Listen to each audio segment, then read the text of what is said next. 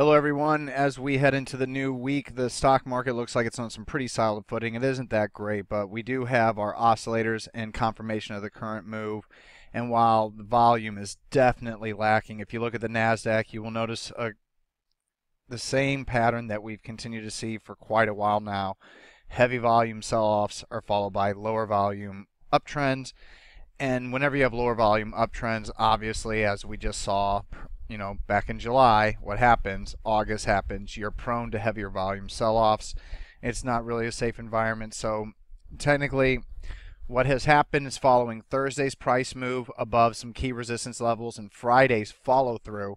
I'm going to go ahead and switch our models to neutral, even though the 50-day moving average is trending lower, just because we're in the seasonal position where stocks historically rally, so I just don't want to fight that, especially with my oscillators. You can see that TSV, MACD, confirmation, money stream, RSI, stochastics, all in the same confirmation move. So everything looks good.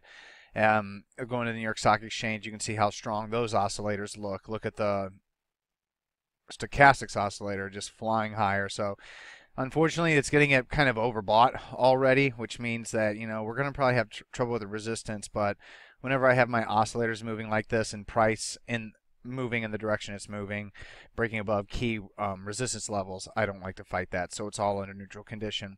Now, even if we do get back above the 200-day moving average, we'll probably stay under neutral condition until we can actually pull back, find some kind of support, and then re-rally to new highs. Because while the indexes are rallying and while volume, while it does come higher every once in a while, as you saw at the very beginning of the rally, it's definitely, leaving a lot to the imagination, and that can be seen in leading stocks like Facebook. Look at Facebook breaking out to new highs on absolutely, thin air, so it's kind of odd looking. Apple's consolidation pattern, that doesn't look too good. It looks like that's prone to failure. Google, another breakout to new highs on no volume. Amazon, one of our long positions, is one of the few stocks breaking out to new highs on higher volume. So, that is one small good sign. But overall, we just don't really have a whole lot. GoPro looks like it might be trying to find a bottom. So, there are hints that, we could be trying to find lows here. But I'm telling you, in very powerful market uptrends, I know what to look for. I know what we see. We don't have those kind of patterns in individual stocks, much less the volume patterns in the overall market. Now, if this move off the September, October lows was on huge volume, and I had a lot more chart patterns that maybe looked like HCKT, which, to be honest with you, is not that great at all, then I'd be more excited. Remember, a speculative stock that was looking good based on its setup. Once again, man, I tell you what, man, back in the past, when you would see these kind of setups, it was almost guaranteed every time. Every time, if I saw something like this developing, we're looking at an easy double. I mean, I would easily see, yeah, this one's a minimum 100% in return within 6 months with a kind of pattern like this. But what happens in this kind of market? It just rolls over. Rolls over on heavy volume, and that's why we have stop loss levels, and that's why we obey them, because we're out of this one at 1253. Or 1252, I believe, is the final sell stop right back here. Yep, 1253. And I got executed around 1251, 1250, so not bad. Now it's at 1235. But once again, these beautiful patterns that used to always launch impressive, huge, big winners that you could just bank on almost every time they set up, they just don't work like they used to. So you got to go with some weaker patterns and stronger names. And on that end, we do have one higher quality long position. Twitter, when I go and look at it over on MarketSmith, so you can see the fundamentals. Why is it not a larger position? Well, the fundamentals are very, very, very strong. As you can see, big growth, big growth.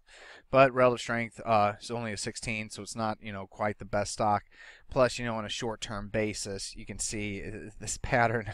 It's not symmetrical. You know what I mean? Like, so if the symmetry side was more sideways to the kind of volatile price action we've seen over the past week, it'd be a different story. But as of now, at least the oscillators are confirming the price move, so that's a start. It is a pocket pivot point signal. So with it only being the price volume Bob scan and with the market the way it is still, I'm still going to keep it small. Only 1% of my account capital. Now you could do whatever you want, 5, 10, 25, 100% of your account capital. I don't care. I have my own methodology that I have to work. I know when to push it. I know when to go 5, 10, 20% per trade. Twitter right here, it's not good enough. I think earnings are in a week and a half. I don't like to play that game. So 1% of my account capital, just a lot of things working in its favor.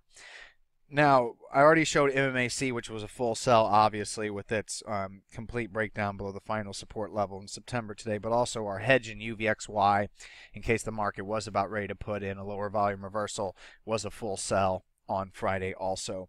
And then that would normally be it. Twitter is really the only higher quality long position. UVXY, MMAC are sells. But you know what? Since this market's kind of funny, I actually do have 3 speculative long positions that have such extremely small risk. It's worth taking them even with the chart pairs not being perfect. So RDY, the first one, Dr. Reddy's, is probably the higher quality one because it's a drug stock. It's priced at $65 per share, so obviously making it higher quality. Big volume surge today, pocket pivot point signal. All the oscillators are in agreement with the price action. If we're wrong, I only risk about 1.5%.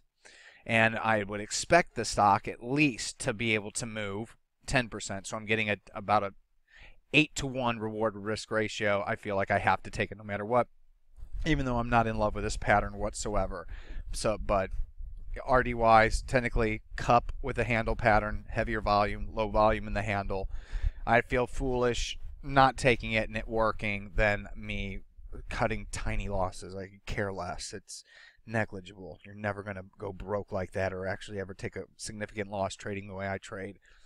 Of course, also, you're not going to get ballsy and get lucky and make a ton of money on a play that moves up big. But how many meets, because that's our current long position, it's our best long position since we've gone long. It's up 19% in about a week.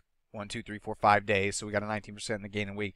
But how many meets do we have out here? Whenever I have a handful of meets and, not as many stocks doing like what's a recent long that we've had that hasn't really done like Netflix, for instance, our Netflix failure.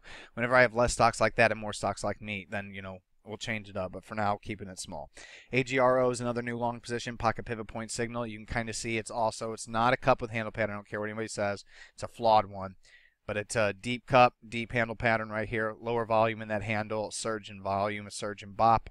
All the oscillators are in confirmation of the price with it all confirming the uptrend. Pocket pivot point signal, like I said, the most we risk if we're wrong on this one, it's a little bit more. It's 4%, but it's a lower price stock. At that same token, we also expect a bigger gain, 21%. So on here, it's right around that. It's a much, excuse me, it's going to be about an 8-to-1 also reward risk situation too. But AGRO, gotta take it. It's a pretty strong pattern. Once again, feel more foolish not taking it than feel foolish if I'm wrong. But remember, none of these are higher quality. None of these are canceling quality. None of these have any kind of earnings and sales growth that are blowing my mind. So if you decide not to take them, that's my recommendation, especially if you have a small account with high commissions. But VET is the final one for today. Also a very similar situation, a downtrending cup pattern, a handle pattern. Once again, the volume in the handle, extremely quiet. Big volume on the right side of this pattern, of this consolidation pattern. Big volume on this pocket pivot point signal today. BOP has been increasing every day for over a week now, getting near max swing BOP. All the oscillators are confirming the move once again. And once again, the most I risk if I'm wrong is right around 3%. For a potential gain of 28% if I'm correct. So I'll take that trade any day. But that's it. So VET is going to be 1%. Technically, it's a speculative position. AGRO, 1%. Technically, speculative position. RDY, same thing, 1%. And then the only highest quality one is Twitter.